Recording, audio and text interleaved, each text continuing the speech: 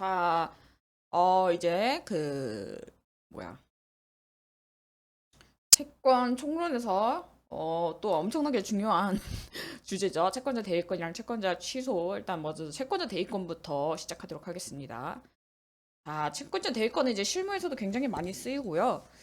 음, 뭐 어느 것 하나 이게 뭐 그 교과서에 이제 설명해 놓은 것 중에 어느 것 하나 안 중요한 게 없을 거예요. 그래서 여러분 공부를 할 때 그 이제 강사님들이나 아니면은 뭐 강사님 저서 보면은 뭐 별 한 개, 한 개서부터 다섯 개 이렇게 체크되어 있는 게 있잖아요. 그러면 어떻게 공부를 해야 되냐면 별 다섯 개 있는 거 있죠. 그 제일 중요한 주제라는 거잖아요. 예를 들어서 이거 채권자 대리권이랑 채권자 취소 이런 거는 되게 중요한 주제니까 거기에 나온 거는 엔간하면은 달달달 이제 암기가 될 수 있도록 그거 여기 이거 펼치면 이 다음에 무슨 내용 나오고 무슨 내용 나오고 이 판례도 여기 있고 그치 하면서 쫙쫙 넘길 수 있도록 그 정도 급으로 이제 준비를 하셔야 되고 그 다음에 이제 만약에 별 이제 세 개, 두 개 요 정도 급의 주제는 시간이 나면은 다 하면 좋겠지만 기본을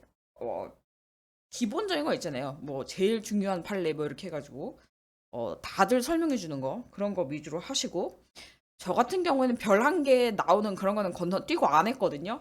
과감하게. 근데 어쨌든 간에 이 채권자 대위권은 별 다섯 개고 그 여기 있는 거 그러니까 제가 보는 교재는 그 변호사 시험을 대비해서 만들어진 교재라서 좀 판례가 깊숙이 들어간 판례가 많은 것 같아가지고 제가 그 이제 판례를 다 설명해 놓지는 않았어요. 근데 어쨌든 간에 이 저희 강의의 목적이 민법의 어떤 그러니까 최대한 쉽게 이 개념을 이해하는 거잖아요. 그래서 채권자 대위권에 대해서 그래도 나름 정리도 해놓고 최대한 뭐 중요하다고 하는 거는 이렇게 제가 해놨습니다.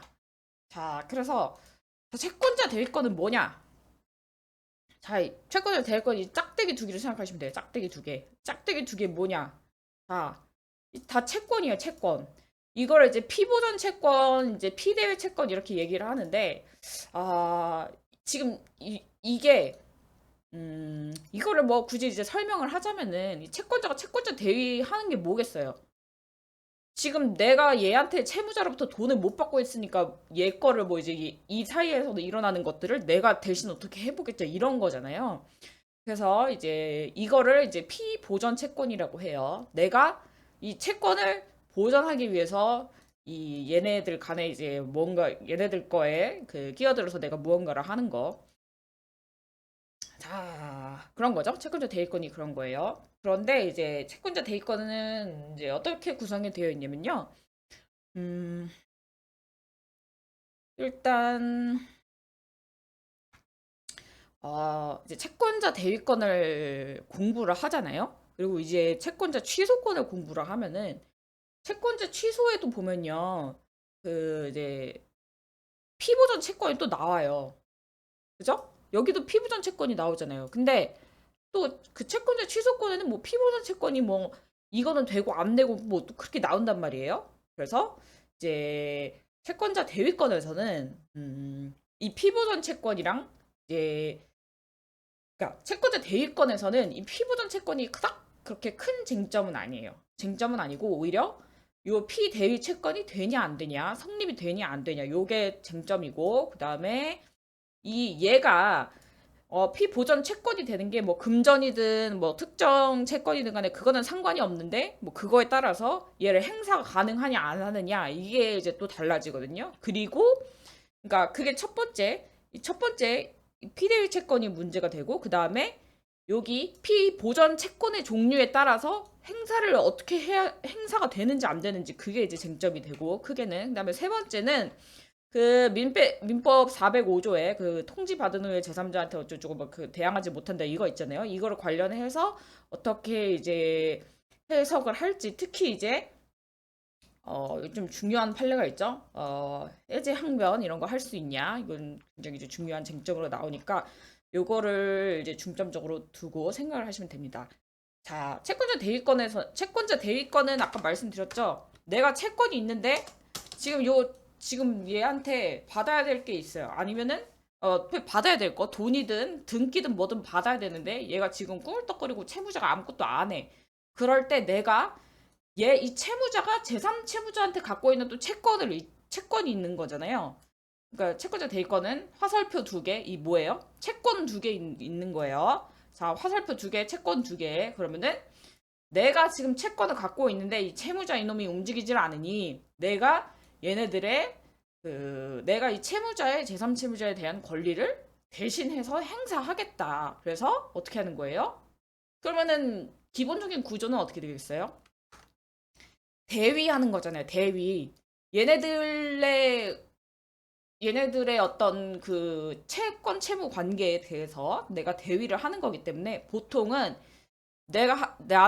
야, 채권자가 이제 이거를 채권자 대위권을 한다고 하면은 이제 뭐라고 우리가 소장에 들어가냐면은 야, 제3채무자 너는 뭐 지금 채무자가 다시 채무자가 자, 자, 제3채무자가 피고가 됩니다. 그리고 나는 뭐라고 적느냐면은요.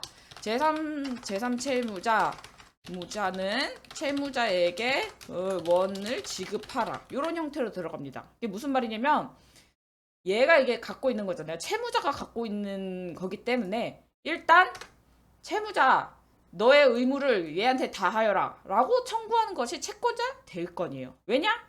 채무자한테 이 제3채무자가 채무자한테 이거를 해줘야 그 다음에 내가 이 채무자로부터 가져올 수가 있거든. 그래서 이 청구 취지는 이런 식으로 이제 쓰는데 뭐 이거는 변호사 시험에서 나오는 거니까 이건 뭐 구체적으로 알 필요는 없으시고 어쨌든 이 구조 자체는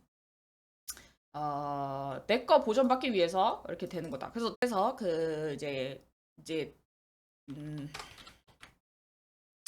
이 피보전 채권이 뭐 특정 채권인 경우 뭐 금전 채권인 경우 뭐 이게 이제 좀 달라지는데요. 이제 이게 왜 문제가 되냐면은 특정 채권의 경우에는 그냥 그러니까 이 채무자가 지금 빈털터리든 아니든 상관이 없어요. 상관이 없는데 근데 돈을 지금 얘한테 가지는 이 권리가 돈 달라는 그런 금전 채권이잖아요. 그러면은 얘가 지금 빈털터리여야 돼. 개털이어야 돼. 그게 왜 그러냐? 일단 금전 채권인 경우 이제 한번 봅시다. 금전 채권에 봐보세요. 돈을 이제 준 사람 그러니까 돈을 주고 빌려주고 빌린 사람이 세상에 얼마나 많겠어요. 그죠? 아니면은 뭐 돈을 빌려준 것도 있겠지만 예를 들어서 내가 이놈이 이제 불법 행위를 했어. 예를 들어서 뭐 성추행 뭐 이런 거 했어. 그러면 내가 여기에 대해서 얘는 나한테 돈 빌린 건 아니지만 이제 불법 행위를 했기 때문에 저는 얘한테 손해배상 청구권을 갖고 있겠죠. 근데 얘가 지금 멀쩡하게 회사도 다니고 한 뭐 월 그래도 4,500씩 버는 애예요.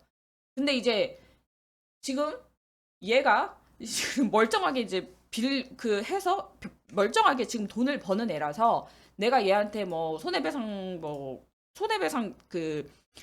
채권이든 아니면은 대여금 반환 돈 빌려주는 거 있잖아요. 돈 빌려준 거를 내가 다시 받아야 되는 거 그런 거 있잖아요. 이게 2천만 원이라고 해보세요.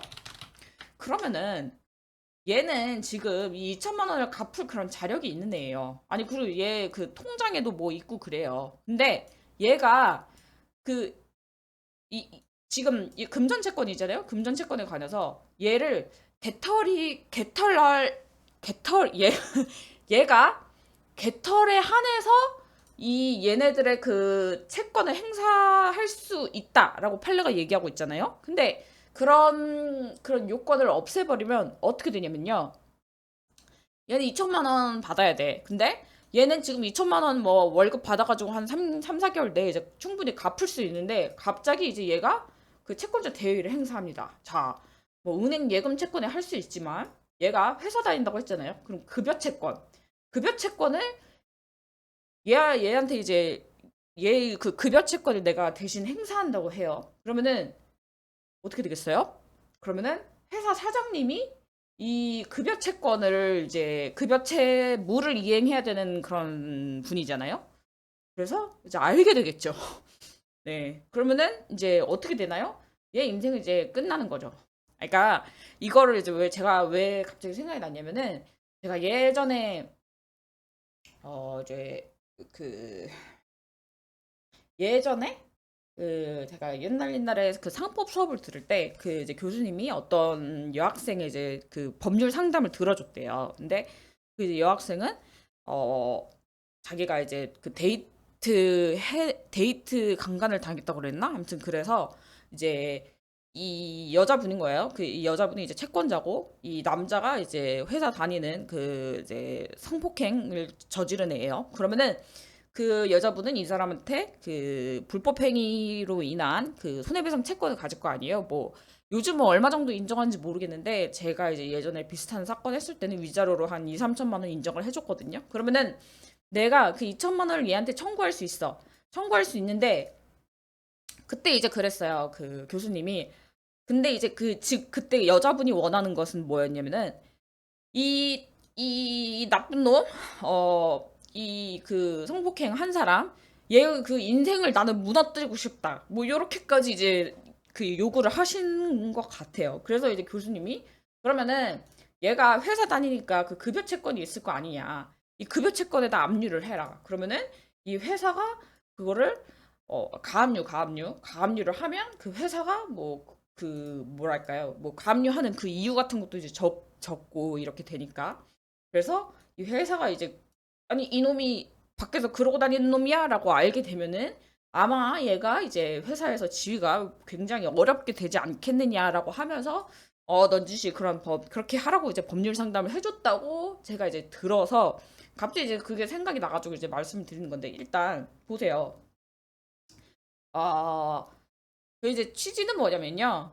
얘가 지금 지 선에서 이제 충분히 이돈 빌려준 사람한테 지금 갚을 수 있는 애야. 그런데 이 얘한테 그러면은 원칙적으로 얘한테 여기 선에서 끝나는 게 맞잖아요. 근데 채권자 대위권이 얘가 지선에서 그 해결을 못할 것을 대비해서 요렇게 그 채권자로 하여금 청구할 수 있게 하는 건데 이 선에서 가능하다면 굳이 채권자 대위권을 인정할 필요가 없다라는 그런 거죠. 그래서 돈 채권 있잖아요. 돈 채권 같은 경우에는 뭐예요? 얘가 빈털털이라서 그 무자력 있죠? 무자력이라서 그 진짜 가진 게 없어. 지금 나한테 그 돈 뭐 갚을 뭐 뭐야 1,000만 원도 500만 원도 지금 못 갚게 생겼어라고 했을 때만 이 채권자 대리권을 청구할 수 있게 하고 그렇지 않은 경우에는 이 선에서 해결해라라는 취지의 이제 판례예요.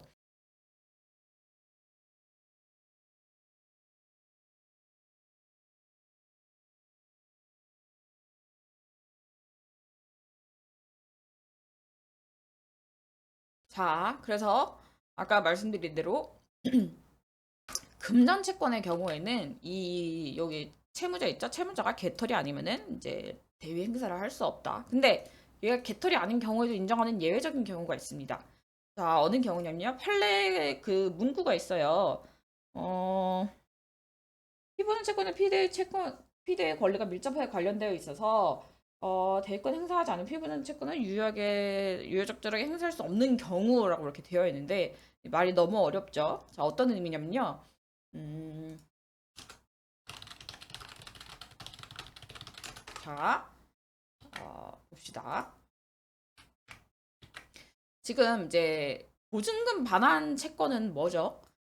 그 임대인이랑 임대차 계약을 했어요. 근데 임차인은 그러면은 임대인한테 뭐 보증금 뭐 500만 원, 1,000만 원 이렇게 주고 자기 이제 짐 뺄 때 나중에 그 보증금 다시 돌려주세요라고 하잖아요. 그걸 이제 보증금 반환 채권이라고 해요. 우리 그 동시행 항변권이라든지 아니면 그다음에 뭐 쌍무계약 이런 거 할 때 이 임대차 제가 이제 어지간한 계약은 엔간한 계약은 대부분 쌍무계약으로 말씀드렸잖아요. 그러면은 그런 경우에 대부분의 이제 그 쌍무계약에 있어서 그 각각의 이제 의무가 그러면은 쌍무계약이라는 거는 서로 의무를 부담하는 거잖아요. 그런 채권 채무가 두 개가 있는 거죠. 그러면은 임차인 얘는 임차인은 뭘 갖고 있죠? 그리고 임대인은 목적물. 그리고 이거는 이제 동시행 관계라는 게 이제 판례잖아요. 그죠? 그래서 이게 이제 동시행 관계이기 때문에 그 임차인으로서는 얘가 그 뭐야 임대인이 그 보증금 안 줄 것 같으면은 집 절대 빼면 안 된다 그랬죠. 뭐 계속 그 비밀번호 알려주지 말고 거기에 뭐 캐리어라도 갖다 놓고 있어야 된다고 말씀드린 것 같아요. 그래서 얘네가 이제 동시행 관계이고 어느 한 사람이 자기 그 의무를 이제 이견은 이제 바꿔서 말하면 임차인의 보증금 반환 채권은 뭐예요? 임대인의 보증금 반환 의무가 되는 것이고 그다음에 임대인의 목적물 인도 청구권은 한마디로 임차인의 목적물 인도 채무를 말하는 것이죠. 근데 각자에 대한 채무는 이제 상대방의 입장에서 이제 채무가 아니 한 사람의 입장에서 채권은 그 다른 사람 입장에서 이제 채무가 되는 거잖아요. 그러면은 여기서 봅시다. 자, 보증금 반환 채권은 이거는 금전 채권인가요? 아닌가요? 금전 채권이죠. 왜냐면은 보증금은 돈으로 주잖아요. 우리가 뭐 그 뭐냐 임대인한테 돈 말고 딴 걸 주나요? 딴 걸 주지 않죠. 돈 말고 또 뭐 가진 게 또 없잖아요. 그래서 돈으로 뭐 1,000만 원, 뭐 1억 뭐 이렇게 줍니다. 근데 이제 임대차 계약 끝났을 때 보증금을 내가 이제 뭐 1억이라고 했나 봐요. 보증금 조금 비싼 오피스텔이라서 이제 보증금이 1억이에요. 근데 이거를 보증금 내가 돌려받을 수 있는 채권을 이제 채권도 양수 할 수 있거든요. 그건 채권 양도에서 배울 건데 어쨌든 그거를 이제 내가 받을 수 있는 그 권리를 팔아 넘겼어요. 이거 양수인이에요, 양수인. 이 채권을 1억 받을 수 있는 채권을 얘가 이제 뭐 사든지 받든지 아무튼 그렇게 했어요. 그러면은 자, 이런 경우에 이 원래 보증금 반환 채권은 원래는 누가 갖고 있는 거였어요? 이 보증금 반환 채권은 원래는 이 임차인이 갖고 있는 거였는데, 자, 이거 조금 이해하기가 저도 좀 어려웠어요. 근데 임차인이 원래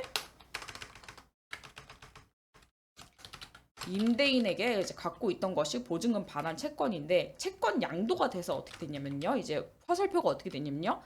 요 채권을 넘긴 거잖아요. 그죠? 이 채권을 넘겼기 때문에 이제는 화살표가 어떻게 되냐면요. 양수인, 임대인 이렇게 되는 겁니다. 그래서 보증금 반환 채권은 요 구조로 되는 거예요. 근데 그러면은 지금 임대인은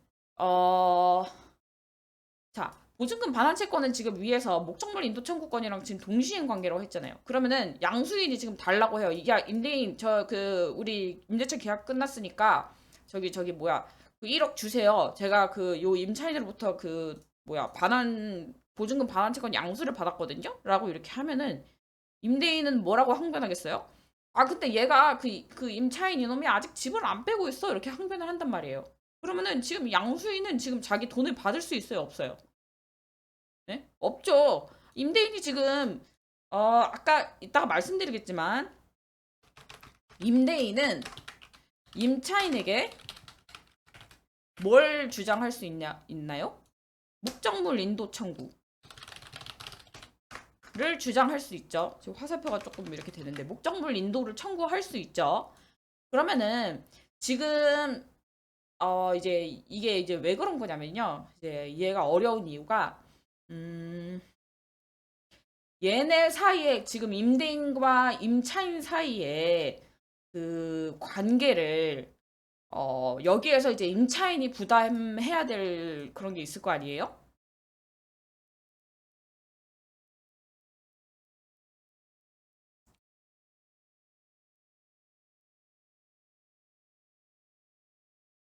자, 그런데 이게 이제 이 보증금 반환 채권 양도인 이게 좀 이해가 어려운 게 뭐냐면요. 음, 이게 이제 동시행 항변권이랑 아까 설명드렸지 좀 연결이 돼서 그래요. 그래서 이제 그 보증금 반환 채권은 자 양수인한테 넘어갔어요. 그럼 이제 임차인은 빠진 상황입니다. 보증금 반환 채권과 관련해서는 그러면은 양수인이랑 임대인이랑 이제 양수인이 임대인한테 보증금 반환 채권 청구할 수 있는 거죠. 보증금 줘. 그런데 자 이 보증금 반환 채권이랑 목적물 인도 청구랑 지금 동시인 관계에 있다고 했잖아요. 근데 지금 임대인한테 보증금 1억 달라고 했는데 임대인이 뭐라고 항변해요? 임대인은 얘네 관계에 있는 걸로 얘한테 항변이 가능하거든요. 무슨 말이냐면 임대인은 지금 원래 임차인이 있었더라면은 그 임차인이 채권 양도를 하기 전에 임차인이 만약에 그 저기 1억 주세요라고 하면은 임대인 같은 경우는 야 그래 그럼 목적물 그 비번 다시 0000으로 바꾸고 그다음에 짐 다 빼라고 요구할 수 있는 그런 권리가 있었단 말이에요.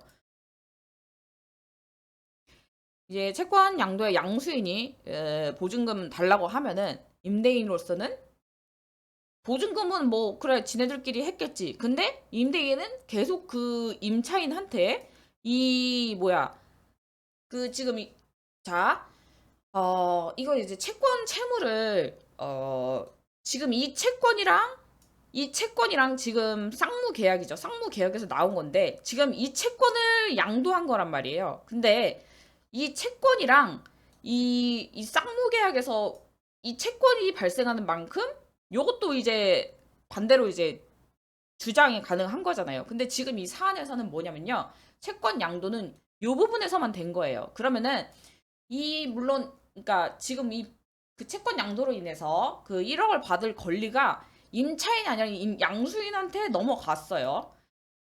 그렇다고 한다면 아직 요것만 넘어간 거기 때문에 요거 같은 경우에는 아직 임대인과 임차인 사이에 남아 있는 거란 말이에요. 그죠? 그러면 자 그러면 이거는 이게 쌍무계약에서 이제 나오는 건데 이거는 또 채권 양도와 관련해서 이거랑 뭐 이게 이제 같이 얘네들의 계약에 의해서 이 두 개가 같이 이제 발생을 한 건데 그러면 채권 양도를 했는데 뭐 요거는 되면은 그 뭐 이거 얘는 어떻게 되는 거예요?라는 그런 쟁점은 이제 채권 양도 부분에서 설명을 드리고 어쨌든 간에 일단 보증금 반환 채권을 임차인이 넘겼어요. 넘기면은 요거는 일단 양수인한테 갑니다. 그래서 보증금 줘라고 할 수 있어요. 근데 임대인은 아직 그 임차인한테 목적물 인도 청구권을 가진단 말이에요. 이거는 가만히 있다고 했었잖아요. 기존 임대인이랑 임차인한테. 근데 지금 나는 어쨌든 그러면은 양수인 입장으로서는 그 보증금 줘라고 해야 되는데 이 임대인이 뭐라고 대하냐면요. 아직 나 그 비원도 안 바꿨던데 나 지금 그 집에 못 들어가고 있어. 뭐 벽지 이런 거 뭐냐 멀쩡하게 있나 나 아직 확인도 못했어 라고 하고 있단 말이에요. 근데 양수인 계속 이제 그런 상태예요. 그러면은 양수인은 지금 이제 임대인이 되게 건물도 많고 부자입니다. 부자이지만 이 보증금 반환 채무와 목적물 인도는 판례 이제 표현인데 제가 이것보다 나은 표현을 잘 못 찾아가지고 판례 표현 그대로 쓸게요. 불가분의 관계에 있다라고 판례는 이제 얘기를 하거든요. 무슨 말이냐면은 얘가 이 보증금을 달라고 할 때 이제 임대인이 임차인한테 그 목적물을 먼저 인도받아야만 그러니까 목적물과 인도받음과 동시에 보증금을 달라고 할 수 있는 거잖아요. 그러면은 얘가 이렇게 목적물 인도 청구하는 이것은 이 보증금 줘와 관련성이 매우 높죠.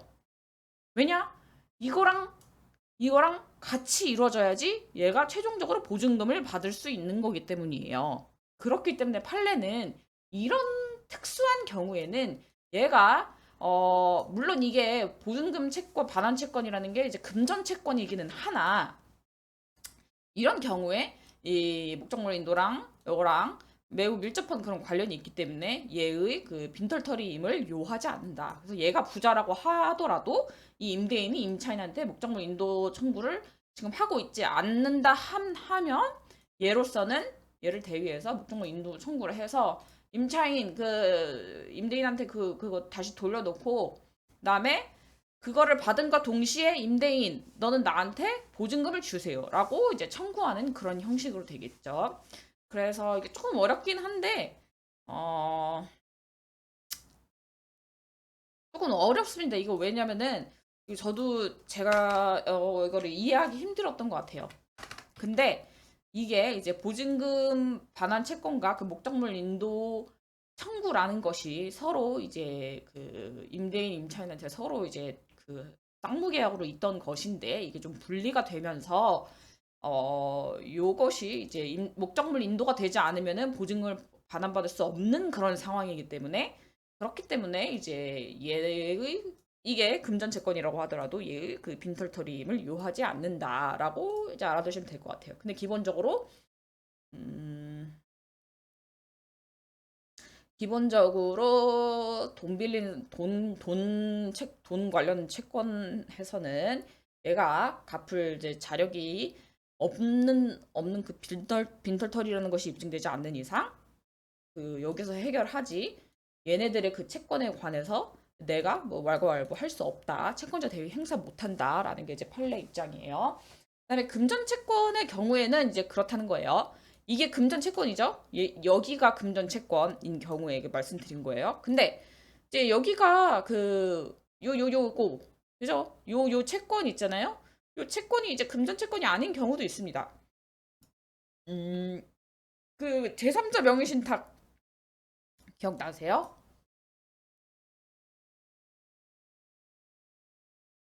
제3자 명의신탁은 이제 여기 보시면 제가 그 명의신탁 강의에도 올려놨어요. 어, 자, 아버지가, 아버지가 그 계약서에 나와요. 아버지랑 홍길동이랑 계약서에 나오고, 그 다음에 등기만 아들 이름으로 해요. 그럼 이 경우에 그 아버지랑 그 홍길동 사이의 그 매매 계약은 유효라고 판례는 보고, 근데 아들 등기는 무효라고 이제 보잖아요. 그러면은 아버지로서는 어떻게 해야 되나요? 자,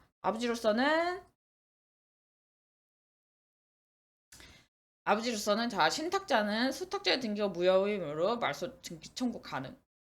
그러면 이게 이제 채권자 대위에서 나오는 건데요. 무슨 말이냐면은 어, 매도자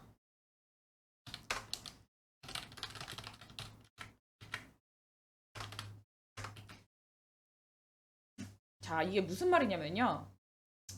자, 아까 이게 이렇게 되는 거죠. 이 명의 신탁자는 누구예요? 아빠, 아버지. 그 매도자는 뭐예요? 그 부동산 매도한 사람, 매매계약서에 나온 사람 있잖아요. 홍길동. 그다음에 명의수탁자는 누구예요? 아들. 그럼 이건 무슨 말이냐면은 이거는 지금 특정 채권이잖아요. 아버지가 이 홍길동한테 가지는 것은 이전 등기 청구권이에요. 이전 등기 청구권인데 왜냐면은 제3자 명의신탁에서 판례는 얘들 간의 그 계약은 유효라고 했단 말이에요. 근데 얘한테 맞춰진 등기는 무효라고 했잖아요. 그러면은 어떻게 되냐면요. 아버지는 아들을 상대로 바로 그 지금 얘한테 지금 등기가 맞춰져 있잖아요. 소유권 이전 등기가 맞춰져 있는데 아버지가 아들 상대로 바로 그 등기 말소해라고 청구할 수 있어요, 없어요?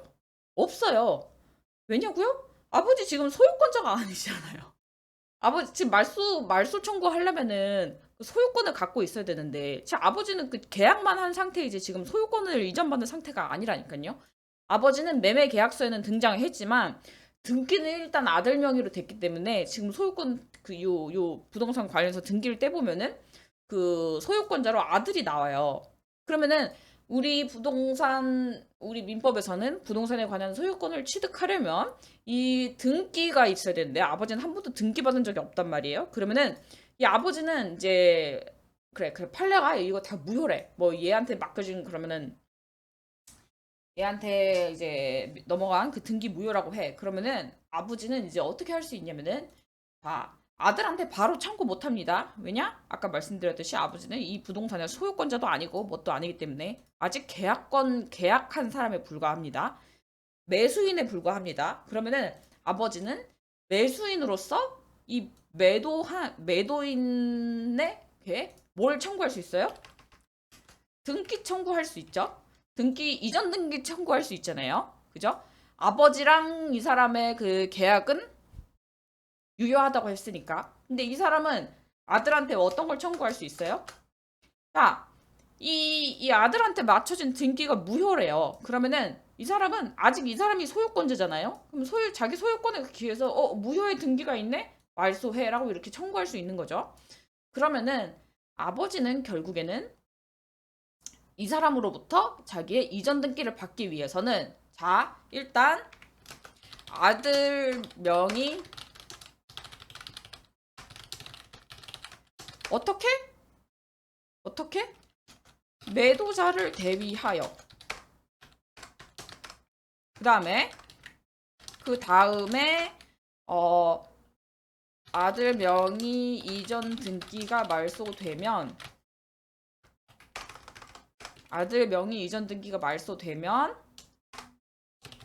매도인한테 자신에게 등기를 넘겨달라고 한다. 이렇게 되는 거죠. 무슨 말인지 알겠어요? 아들 명의 이거 등기 무효라면서요. 근데 만약에 아들 등기가 계속 살아있잖아요. 그러니까 아들 명의 등기를 이전하지 않고 있으면은 이 아버지가 자기 소유권을 다시 그러니까 매매 계약이 유효하다고 했잖아요. 그러면 어쨌든 아버지는 이 이제 소유권을 이제 가져와야 되는 그런 상황이에요. 근데 아들 명의로 등기를 안 지우고 있으면은 이 사람은 매매 계약을 이 매도인이랑 했기 때문에 매도인한테 이전 등기를 받아야 되는데 이 아들 명의로 되어 있으면은 아들한테 등기를 받아야 되는 그런 상황이 온단 말이에요. 이게 좀 이해가 어려울 수도 있는데 어쨌든 이런 상황에서는 이 무효의 그러니까 이렇게 생각하시면 간단할 것 같아요. 자, 할례가 아들 등기 무효라고 했잖아요. 근데 지금 아버지는 얘와 한 그 매매 계약에 기해서 그 소유권 이전 등기를 받고 싶은 사람이에요. 근데 지금 뭐예요? 이 부동산에 무효라는 아들의 등기가 있네. 근데 아버지는 지금 계약자에 불과하기 때문에 소유권 방해배제 청구권을 행사해서 이 등기를 말소할 수 있는 그런 권한이 있는 게 아니에요. 그러면 뭐예요? 이 매도인의 권한을 대신 행사하는 거죠. 매도인은 아직 그 소유권자니까 자기 그 등기에 이 무효의 등기가 있네. 말소해 주세요라고 할 수 있는 권리가 있잖아요. 그래서 이런 경우에는 이제 아버지가 얘를 대위해서 먼저 얘를 대위해서 아들 명의의 그 등기를 지어달라고 하겠죠. 그런 다음에 우리 계약 자 이제 그 무효 등기가 지어졌으니까 자 매도인 너가 이제 매매 계약의 당사자로서 나한테 이전 등기를 이전 등기를 해주렴이라고 할 수 있는 거죠. 그래서 제3자 명의 신탁에서 그 이제 여기서 제가 대위라는 말을 써놓으면 너무 어렵게 될까봐 이제 말소 등기 청구 가능 이렇게 써놨는데 사실 이거는 이제 신탁자는 대위해서 말소 등기 청구 가능이라고 이제 써놓는 게 더 올바른 표현이거든요. 근데 제가 요 단계에서는 아직 채권자 대위를 설명하지 않아가지고 이제 일단 그렇게 저기는 안 했어요. 근데 제3자 명의 신탁의 경우에는 이제 근데 특정 채권 같은 경우에는 이 사람이 개털이든 아니든 그런 걸 상관없이 이 특정 채권 같은 경우에는 여기의 채권이랑 여기의 채권과 어쨌든 그 대부분 이제 관계가 있단 말이에요. 이것도 그렇죠. 그 아들한테 이걸 먼저 말소를 해야지 자기가 이제 받아올 수 있단 말이에요. 그렇듯이 이제 특정 채권 같은 경우는 딱히 이제 제한은 없고 아까 금전 채권의 경우에는 요 사례를 잘 기억하세요. 급여 채권 이런 거 함부로 대위 못하게 한다. 그래서 사장님이 알면은 이 사람 인생 끝난다. 이 사람이 이제 아직 갚을 자력이 있습니다. 자, 금전 채권의 경우에는 그렇고 특정 채권의 경우에는 제3자 명의 신탁이 이제 대표적인 예다. 그래서 요 구조를 잘 알아두시고요. 자, 그다음에 채권자 대위에서 또 문제가 되는 거는 이거는 막 엄청 별 5개급 요 정도는 아닌데 이 피대위 채권은 얘가 얘한테 그 화살표를 가지는 거잖아요. 근데 이거를 이 낯선 이 채권자 사실 제3채무자로서는 채권자가 누군지도 모를 수도 있어요. 근데 얘가 갑자기 행사한다고 막 그래.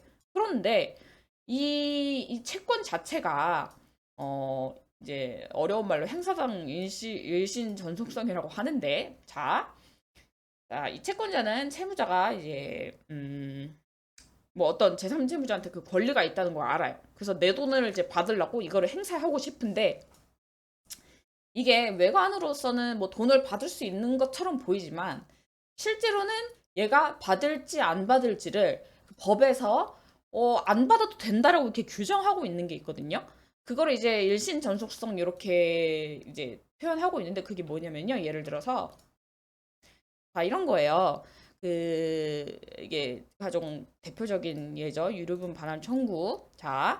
이 지금 이제 채무자 동생은 뭐 이리저리 이제 돈 빌리고 다녀서 지금 빚쟁이에요. 그리고 대부업체가 이제 가장 또 채권자로 저는 채권자로 은행은 근데 이거를 이제 빌려줄 때 대부분 근저당 이런 거를 설정을 해놓고 안전하게 이제 빌리려고 하죠. 근데 이제 대부업체 같은 경우에는 어 근저당 없이 이제 빌려주는 경우도 뭐 종종 있더라고요. 그래서 뭐 그 사람들 이제 대부업체가 뒤에 나오는 채권자 취소 이런 거 하는 것도 이제 보고 봤는데, 대부업체가 은근 많더라고요.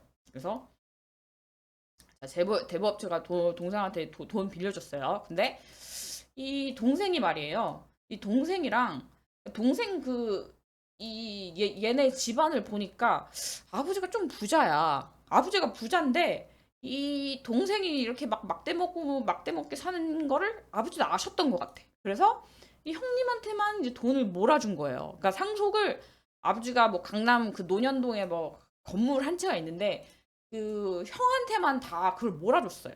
그러면은 우리가 그런 경우에 이제 여기서 이제 유류분 반환이라는 게 나오던데, 원래는 사실 아버지가 아무 말씀도 없이 그 형한테 이 건물을 이제 단독 상속시키지 않은 경우라면요, 동생이랑 형은 1대1로 그 건물을 지분을 이제 승계받게 되거든요. 근데 지금 이 상황에서는 아버지가 동생이 이렇게 대부업체에 뭐 돈 빌리고 다니고 뭐 이런 걸 아셨나 봐요. 그래서 이제 형님한테만 그 건물을 싹 다 준 거예요. 근데 막 그게 시가가 보니까 한 30억, 40억 이렇게 해요. 그러면은 이 대부업체는 그거 어떻게든 아니 이 동생 이놈이 그 부자 아버지를 뒀는데 형님한테만 건물이 있어? 이거 어떻게 못 해보나라고 생각을 해서, 자, 원래 그 이제 아버지가 그 상속을 형님한테 다 시키기로 결심을 한 거는 그건 어떻게 할 수가 없어요. 바꿀 수 없는데, 근데 이제 이런 경우에 동생이 아버지가 나한테 그래 반은 안 줬을지라도 내가 그 법률에 그 유류분 반환 이제 청구라고 해서 뭐 거의 그 2분의 1보다 훨씬 적어요. 뭐 제가 사실 가사법 들여다본 지가 좀 오래돼서 그런데 어, 한 8분의 1이었던가? 아무튼 굉장히 적은 그런 지분을 청구할 수 있게 하는 그런 유류분 반환 청구 그 규정을 이제 놔뒀어요. 본문 안 찾아봐가지고. 그래서 이제 그러면은 이제 그 유류분 반환 청구라는 뭐 그런 게 있어요. 이거 지금은 가사법이니까 너무 이제 깊이 알 필요는 없는데, 이거는 이제 보통 어떻게 하냐? 아버지가 그 형님한테 그 몰빵 상속을 시켰을 때 이제 화난 동생이 이제 청구할 수 있는 게 유류분 반환 청구라고 이제 알아두시면 돼요. 근데 이거는 유류분 반환 청구는요, 해도 되고 안 해도 되는 거예요.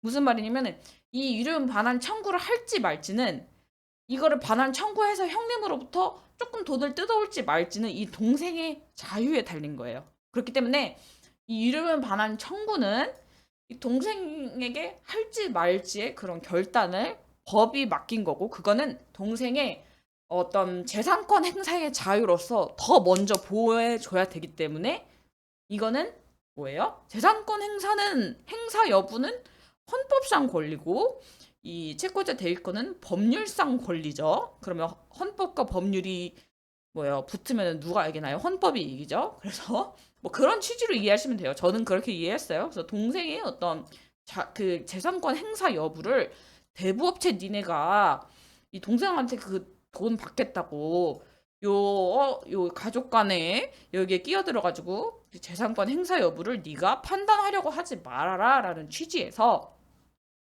이제 그 일신 전속성이라고 이제 표현을 하는데, 이제 채무자 이제 결단으로 이 청구를 할 수 있기도 하고 없기도 한 것에 대해서는 뭐예요? 이 채권자가 아무리 얘한테 그 채권을 갖고 있다고 하더라도 이거는 청구할 수 없다는 게 판례예요. 그러면은 이 대부업체는 어떻게 해야 돼요?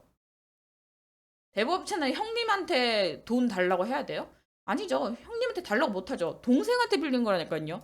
그죠? 당사자는 동생이기 때문에 그럼 근데 얘가 지금 이제 동생이 돈이 없으니까 지금 대부업체가 지금 유류분 반환 청구 이런 것도 찾아보고 그런 거 아니에요. 그러면은 어떻게 해야 되겠어요? 대부업체로서는 동생한테 어떻게 합니까? 방법이 없죠. 네, 방법이 없는 경우도 있답니다. 뭐 이런 경우에는 이제 뭐 이제 요즘 다큐멘터리 보니까 대부업체에서 뭐 협박성 문자 이런 거 보낸다든지 그래가지고 실제로 그 대부업체가 그러니까 이게 정말 이 채무자가 정말 어려우면은 돈을 못 갚는 경우도 정말 있을 수 있거든요. 아무리 뭐 재산이고 뭐고 다 털털 털어도 정말 먼지밖에 안 나오는 그런 상황이 있을 수가 있거든요. 근데 뭐 이거를 이제 그 뭐야 대부 이 계약을 맺은 사람은 동생이잖아요. 그래서 동생이기 때문에 동생의 와이프한테도 청구 못하고 동생의 자녀들한테도 청구 못하고 동생의 어머니한테도 청구를 못하는 거예요. 대부업체로서는 오직 이 얘만 물고 뜯어져야 되니까 이제 대부업체로서는 얘한테 뭐 문자로 뭐 너네 집 주소도 알고 있고 딸 주소도 딸 어느 학교 다니는지도 알고 있는데 뭐 한번 당하기 전에 빨리 내놔 뭐 이런 식으로 해가지고 이제 이거를 이제 받는 그런 다큐멘터리를 이제 보여주더라고요. 이제 대부업체도 이제 찾아보고 이제 아무것도 수단이 없으니까 그런 식의 어떤 무력 행사를 이제 쓰는 건데 법률적으로 이렇게 해결이 안 되는 그런 경우도 있습니다. 자, 그래서 유류분 반환 청구 피대위 채권과 관련해서 문제가 되는 건데 이거는 암기해 주세요. 유류분 반환 청구는 암기를 해주시고 자, 그 다음에 민법 405조를 보겠습니다. 음, 자, 채권자가 보전에 그 자기 이제 뭐 돈 달라 이제 채권자가 자기의 돈을 이 채무자로부터 받기 위해서 얘가 얘한테 가지는 권리를 이제 행사할 때는 채무자한테 얘 중간에 끼인 애 있죠? 얘한테 이제 통지해야 돼요. 그러면은 이 채무자의 통지를 채무자가 이제 우리 나한테 그 돈 받을 사람이 이거 행사한다고 했네라고 하면은 그 권리를 얘네가 뭐 얘네들끼리가 아니라 이 채무자가 처분한다고 하여도 채권자한테 대항하지 못한다라는 규정이 참 어렵게 되어 있죠. 음, 자, 어렵네요. 네. 어, 채권자 대위권을 대위가 음, 변호사 시험 볼 때는 막 그렇게 왜냐면은 이거는 채권자 대위권은 변호사 시험에서는 이게 거의 뭐 별 5개 뭐 1에서 별 1에서 5개라고 하면 거의 5개짜리였거든요. 근데 오히려 이 5개짜리는 다들 굉장히 잘 해요. 왜냐면은 하도 중요하다고 얘기를 많이 듣고 하도 설명을 많이 해주니까. 근데 이제 별 2개짜리 쟁점 있잖아요. 뭐가 있을까? 뭐 지금 책 보니까 예를 들어서 뭐 전세권 그런 거는 잘 안 쓰이니까 별 2개, 3개란 말이에요. 3개는 아니고 한 2개?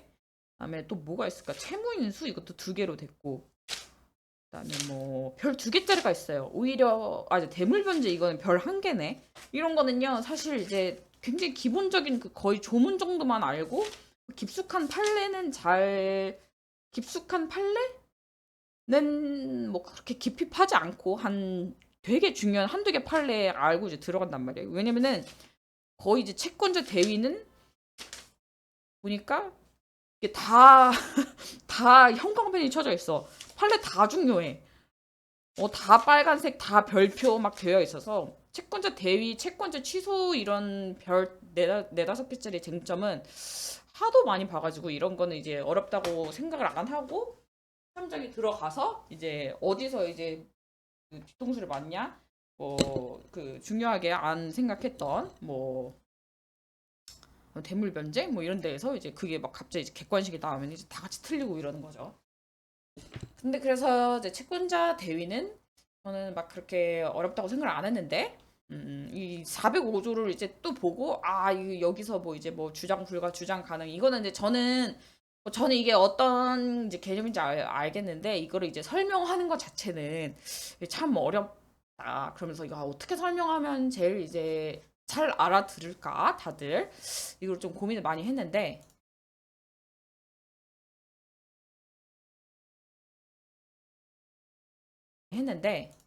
이거는 그냥 어려우니까 케이스로 제 뒤에 이제 케이스를 만들어 놨어요. 이거는 이제 판례가 있는 이 케이스인데 어찌 됐든 간에 자, 봅시다. 이 405조 관련해서 음,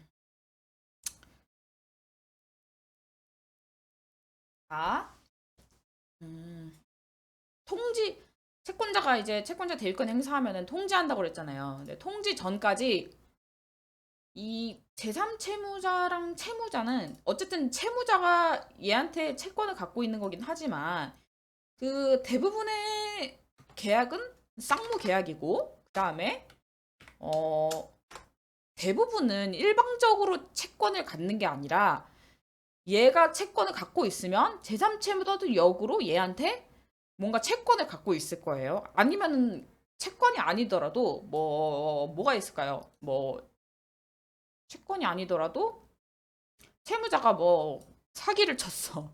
그다음에 뭐 사기 말고 디즈니 대표시 또 뭐가 있나요? 뭐 그런 거 있듯이 민법 107조에서 110조에서 나오는 110조까지 나오는 그런 조문도 있잖아요.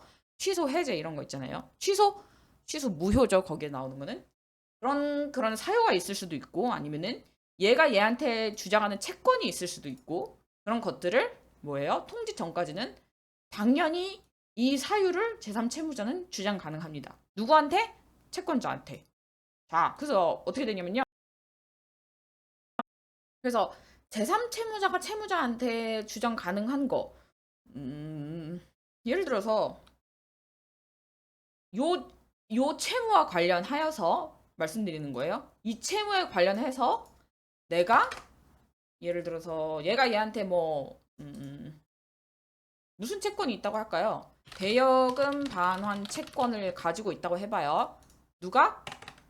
요 채무자가 제3채무자한테 대여금 반환 채권을 갖고 있는 거예요. 근데 이 제3채무자는 뭐라고 주장했어요? 주장 가능하다고요? 내가 갚았다. 아니면은 채무자가 안 갚아도 된다고 했다. 등등. 여기 이 사이에서 발생한 그 사유들 있잖아요. 자기가 그 뭐랄까요 항변할 수 있는 그 사유들을 이렇게 주장할 수 있습니다. 그런데 요거는 주장 불가합니다. 무슨 말이냐면은 이 채무자와 채권자 사이에서 예를 들어서 채권자가 이 채무자한테 얘네도 이런 거일 수도 있죠. 얘네 사이도 대여금 다 얘가 돈비를 줬고 얘네도 이제 돈비를 준 거예요. 자, 근데 주장 불가능한 것은 뭐냐면요.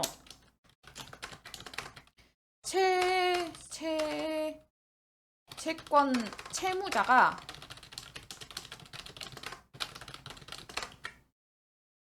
채권자의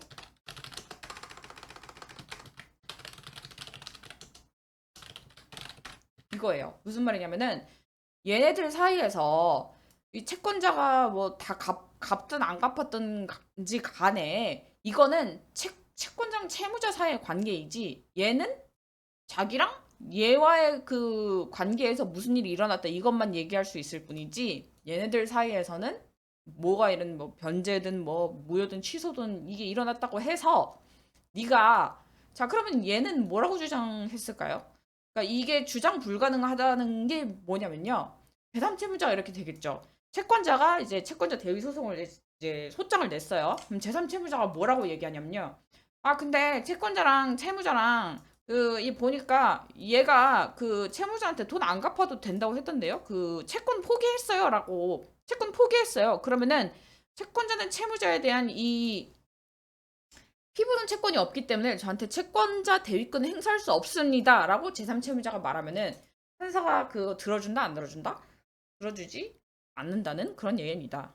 자, 취지는 뭐냐? 너랑 그 채무자 관계에서 니네 일들만 얘기해.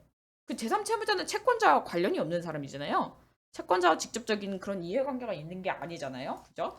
그렇기 때문에 여기에 네가 이제 낄 수는 없다라는 취지예요.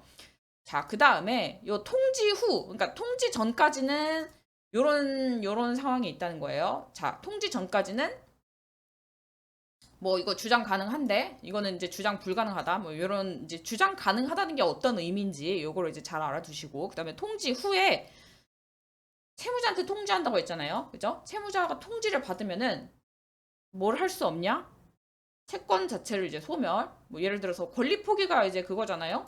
돈 받을 거 1억 있었는데 네가 제3채무자 네가 너무 어렵구나. 그냥 내가 안 받을게라고 이제 권리 포기하는 거. 그다음에 기초 법률관계 처부. 예를 들어서 내가 그 서로 이제 나는 채무자가 이제 제3채무자한테 아파트를 팔았어요. 그래가지고 내가 뭐 2억 받을 게 있는데 그 우리 합의 해제라는 게 서로 그 조건만 맞으면은 해제할 수 있는 거잖아요. 그러면은 이제 얘네들끼리 그냥 우리 뭐 2억 받지 말고 너도 등기 넘겨주지 말고 우리 그냥 원래 있던 대로 다시 돌아가자라고 얘네들이 채권 기초가 되는 법률관계 처분. 자, 기초가 되는 법률관계라는 게 조금 어렵긴 하지만 이 사람이 제3채무자한테 그 채권 예를 들어서 뭐 아파트 매매 대금 2억 원을 달라고 할 그런 채권은 이 법률 관계에서 나온 거잖아요. 근데 그 채권이란 게 2억 원의 그 매매 대금을 청구할 수 있는 권리고, 근데 이 채권의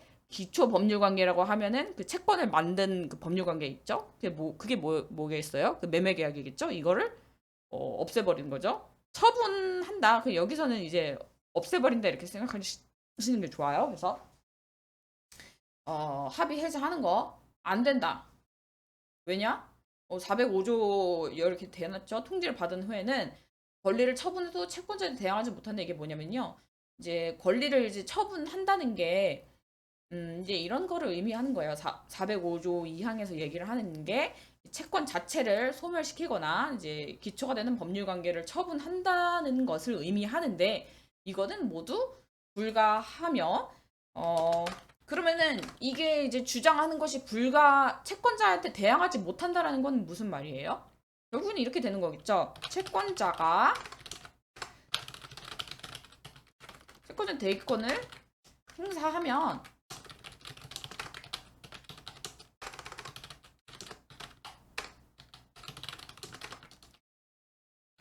음, 채권자가 채권자 대권 행사하면 채무자와 제3채무자는 채권자 이게 표현이 어려운데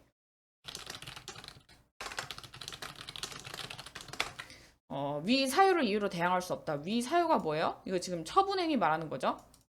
권리를 뭐예요? 처분하여도 대항하지 못한다. 지금 이제 여기 이거를 없애버리거나 이제 결국에는 없애버리는 거죠. 이 없애버리는 걸 이제 대항하지 못한다고 이제 되어 있잖아요. 그러면은 대항하지 못한다는 게 그 뭐냐면요. 이거 없앴다고 이 채권자한테 주장 못한다는 거예요. 그러면은 뭐 어떻게 되는 거예요? 이게 이제 채권자 입장에서는 이게 있는 것처럼 해서 결국에는 얘를 대위해서 얘한테 돈을 가져올 수 있다는 그런 의미가 되는 거겠죠. 뭐 이거는 이제 구체적인 뭐 사실관계에 따라서 이제 좀 다르겠지만 이 이제 뭐 대항하지 못한다 뭐 이게 대체 저는 이제 학생 때 뭐 민사소송 이런 거를 이제 하지 못 그 민사소송이라든지 아니면은 실제 이제 송무를 하기 전까지는 대항하지 못한다 이게 뭔지 몰랐어요. 근데 이제 3학년 때, 그 3학년 때인가 2학년 때 말인가 그 요건 사실로라는 배우면요, 대항하지 못한다는 게 뭐 주장, 뭐 항변, 재항변 뭐 이런 게 있어요. 그런 거에서 이제 뭐 대항하지 못한다는 게 뭐 항변으로서 뭐 어쩔저고 뭐 이제 그런 좀 어려운 의미로 이제 배웠는데 대항하지 못한다라는 것은 너무 어렵게 생각하지 마시고 얘네들이 뭐 어떻게 했어도 이제 채권자 앞에서는 채권자가 이미 내가 이제 대리권 행사하겠습니다 땅 이렇게 했으면은 얘네들이 뭐 지들간에 어떤 일이 있었는지 모르겠지만 이 채권자가 그 대위 행사할 때 이 인식했던 얘네들 간의 관계 그대로를 딱 놓고 채권자는 이제 묶어두고 야 채무자한테 통지하면은 요 보이는 요 상태 그대로 채권자는 이제 대위를 할 수 있다는 그런 취지죠. 그러면은 뭐예요? 판사님이 채권자가 뭐 채무자 대위에서 제3채무자한테 야 제3채무자 그 너 채무자한테 뭐 그거 그 갚을 돈 1억 있지 1억 내놔라고 하면은 1억 내놔라고 청구를 하면은 판사님이 그렇게 이제 이 채권자의 손을 들어준다는 그런 의미입니다. 자, 그 다음에 와 채권자 대위 은근 많네요. 자, 그래서 이제 관련한 판례가 있어요. 음, 이거는 뭐냐면요. 여러분, 그 매매 계약은 등기가 없어도 되죠. 매매 계약만 하는 거. 그러니까 소유권이 이전이 되려면은 매매 계약 플러스 등기가 되어야만 하지만 등기 없이 매매 계약만 하는 것도 가능하단 말이에요. 그래서 지금 이거는 어떻게 되는 상황이냐면요. 이 매매 계약을 한 매도인이 있어요. 그리고 매매 계약을 한 매수인이 있는데 아직 매매 계약서만 작성된 상태예요. 왜냐? 얘는 지금 얘는 또 얘랑 그 매매 계약을 맺었어. 어떻게 된 거냐면은 뭐 그런 거예요. 이 채무자라는 사람이 이제 머리가 비상한 애야. 그래가지고 이제 자기한테 아직 등기도 안 됐는데 지금 이 매도인이 된 땅을 이제 보니까 지금 한 이거 내가 여기 한 3억 원에 사두면은 나중에 한 5, 6억으로 금방 오를 것 같아. 그래서 이제 얘네들끼리 이제 계약을 했어요. 그래서 3억에 사겠다는 계약을 하고 이제 막 주위 집값이 오르니까 얘가 이 채권자 매수인한테 5억에 팔기로 이렇게 매매 계약서만 작성된 상태고 얘는 아직 등기도 못 가져온 그런 상태예요. 자, 그러면은 이 상태에서 채권자는 이제 채무자한테 자기가 그 5억 지급하고 5억 이거 이전 등기 해달라고 할 그 권리가 있죠. 왜냐면 그 매매 계약서에서 그렇게 써져 있으니까. 그다음에 얘 또한 얘한테 채무자 또한 얘한테 그 매매 계약을 썼으니까 야 너는 3억 받고 나한테 그 이전 등기 해줘라고 할 그런 권리가 있는 거죠. 그러면은 근데 지금 이 채무자가 지금 등기를 계속 안 해주고 있어. 그리고 얘는 뭐 이미 뭐 5억 받았다 이거야. 5억 받았기 때문에 뭐 얘한테 뭐 등기 받아가지고 얘한테 다시 등기 해줄 뭐 그런 뭐 아무런 제스처를 취하지 않고 있어서 하도 답답한 매수인이 그래, 내가 채권자 민법 405조가 뭐 404조가 있군. 내가 채권자 대유권 행사하겠어라고 이제 채권자 대유권 행사하겠노라라고 이제 채무자한테 도달을 했어요. 통지를 했어요. 그러면은 위에서 봤듯이 이 처분 당사자들 간에 얘가 마음대로 처분하는 게 불가능하다고 했잖아요. 그래서 합의 해제 불가하다고 이제 위에 설명드린 거랑 똑같고 합의 해제 불가능하고 그런데 여기서 이제 자 그러면은 어 그런데 이제 합의 해제 불가능하다는 것은 결국에는 뭐예요? 얘가 채권자 대리권 행사했을 때 얘랑 얘가 야 우리 그 합의 해제했어 너한테 그 등기 넘겨주고 없는데? 라고 얘기하지 못한다는 거예요. 근데 자 또 이런 일이 있었나 봐요. 얘네들이 합의 해제를 한 게 아니라 얘가 채무자가 이 매도인한테 돈을 줘야 될 거 아니에요. 그죠? 그 매매대금 아까 3억 원이라고 했잖아요. 3억 원을 줘야 되는데 얘가 자꾸 안 주고 있는 거야. 그 잔금 지급일까지 3억 원이 다 들어와야 되는데 계속 그지 뭐죠? 그 내용 증명서 보내고 이 매도인이 내용 증명서 보내고 빨리 내주세요. 카톡 보내고 이래도 얘가 일십이고 뭐 이행할 생각을 안 해. 그래서 이게 법정 해제가 된 경우에 그러면은 이 경우에도 이 합의 해제처럼 그리고 게다가 이 채무자의 의도적인 이행 지체가 있었대. 이거 조금 이제 냄새가 나는데요 싶어가지고 이제 판사님한테 그 합의 해제 한 거 이거는 이제 채권자 대리권 통지 있은 다음에 합의 해제 하면은 해제 항변 불가능하다고 하지 않습니까? 여기 이 경우에도 채무자의 의도적인 이행지체로 인해서 법정 해제가 됐기 때문에 합의 해제랑 뭐가 다릅니까? 이것도 이제 요 405조 2항의 규정에 따라서 405조 어디 갔나요? 자, 권리를 통지를 받은 후에는 권리를 처분해도 대행하지 못한다라는 이 규정에 따라서 의도적인 이행지체이기 때문에 이 경우에도 해지 항변 못하게 해주십시오라고 이제 어떤 변호사가 주장을 했나 봐요. 근데 판례는 뭐라고 하고 있냐면요.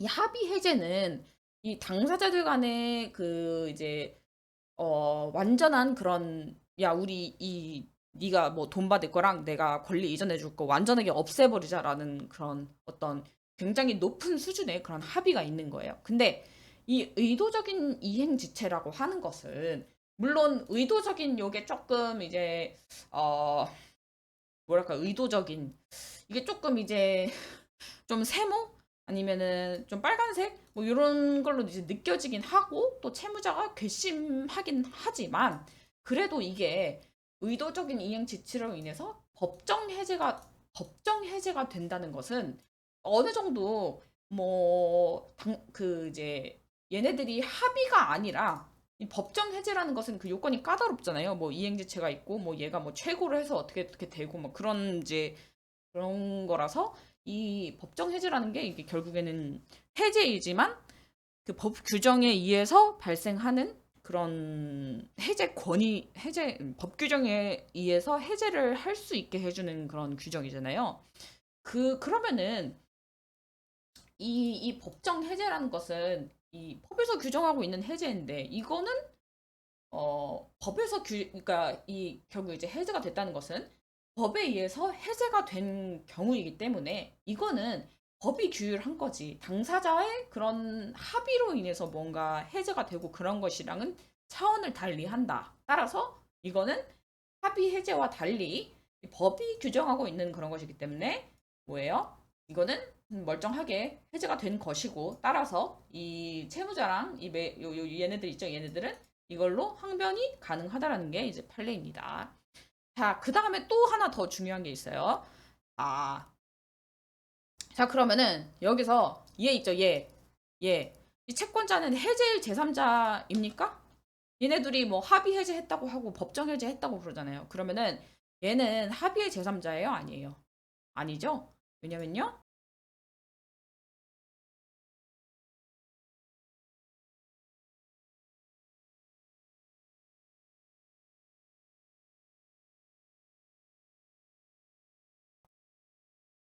자, 근데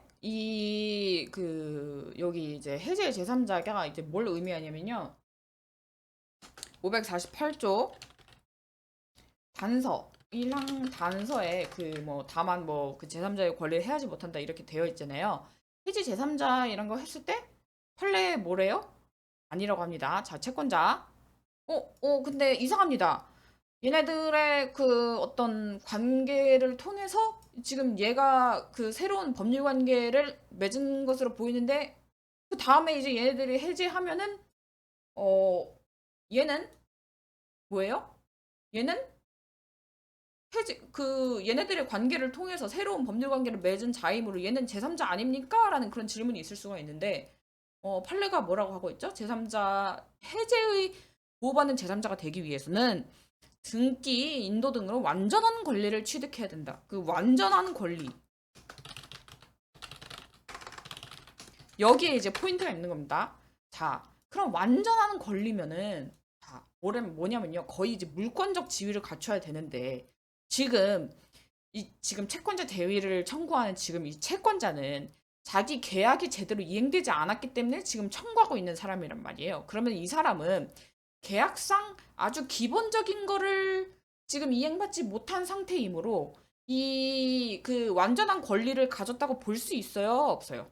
지금 뭐 등기 인도 등이 안 됐으니까 지금 채무자한테 뭐 등기해달라 뭐 인도해달라 이렇게 청구하는 거잖아요. 그러면은 이 채권자 대비 소송을 하는 그 자체만으로도 이 사람은 채권자라는 이 사람은 그 이제 뭐 등기든 뭐든 이런 걸 갖추지 못했기 때문에 지금 채권자로서 남아있는 것이고 채권자로서 남아있다고 함은 결국 그 물권적 지위를 못 가졌다고 이제 보는 것이 이제 타당하기 때문에 그리고 그런 경우가 대다수이고 그래서 이런 경우에 채권자 대위권을 행사하는 그 채권자의 경우에는 뭐 외관상은 해제 제3자 같은데라고 할 수도 있지만 완전한 권리를 갖춘 사람은 아니죠. 채권자니까 채권자. 아직 채권자의 지위밖에 못 있는 사람은 해제에서 제3자는 아니잖아요. 완전한 권리를 이제 가져야 이제 제3자로 볼 수 있는데 지금 이 채권자는 이 채권자 대위권을 행사하는 그 채권자는 채권자에 불과하다. 물권적 지위를 갖추지 않은 그런 채권자이기 때문에 채권자 대위 소송을 하는 것이고, 그렇기 때문에 이게 알이 먼저야 계란이 먼저 뭐죠? 알이 먼저야 닭이 먼저야 뭐 그 논의 같긴 하지만 어쨌든 얘가 이제 완전한 권리를 취득하지 못한 경우가 대부분이고, 그렇기 때문에 이제 얘가 채권자 대위권을 행사하는 점, 채권자 대위권을 행사했을 것이다 라는 그런 어떤 추론이 이제 타당하므로 얘는 해제 제3자에 해당하지는 않는다는 것이 이제 판례입니다. 그래서 요 케이스는 굉장히 중요합니다.